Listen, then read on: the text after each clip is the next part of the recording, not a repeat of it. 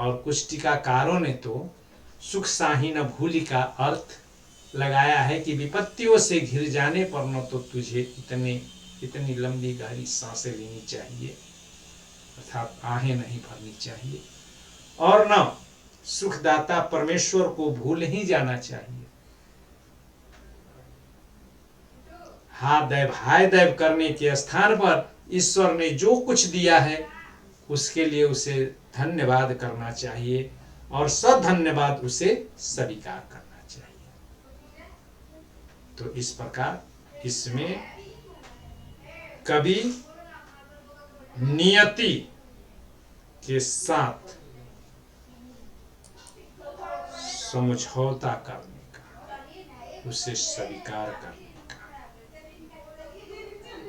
संदेश दिया है कि विपत्ति आने पर घबराना नहीं चाहिए, उस विपत्ति को हंसते हंसते झेल लेने में ही भलाई है। और तुलना के लिए हम लोग जो है अक्सर जो है पढ़ते हैं, देखते हैं, और सबको याद भी होगा कि दुख में सुमिरन सब करे, सुख में करे न कोई, जो सुख में सुमिरन करे दुख काहे के होए।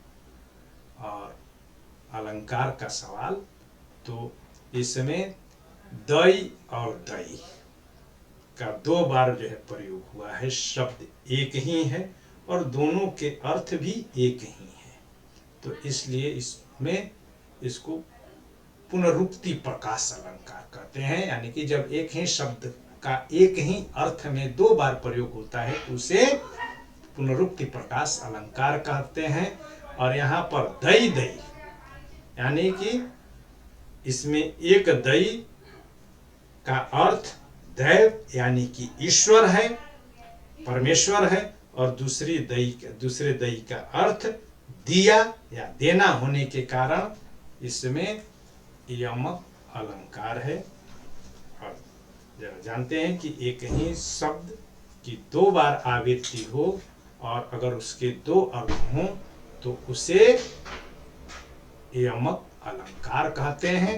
और भाषा, तो बिहारी की भाषा का क्या कहना, बार बार हम लोग जो है प्रयोग कर चुके हैं कि बिहारी की भाषा माधुर्ययुक्त, आलंकारिक, संक्षिप्त, सारगर्भित, परिनिष्ठित ब्रज भाषा है।